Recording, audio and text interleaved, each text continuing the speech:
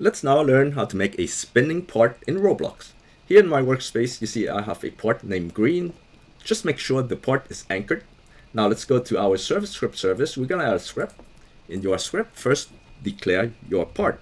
Local part equals to game dot workspace dot my part name is green. I want my part to keep rotating and it's never gonna stop, so I'm gonna use an infinite while loop. I'm gonna say while true do. To rotate the part, you're gonna change the part orientation. So we're gonna say part dot orientation plus equals to, we're adding a vector 3 each time. So we're gonna say vector3 dot new. And I want to rotate it about the y-axis. So I'm gonna say 0 for the x component.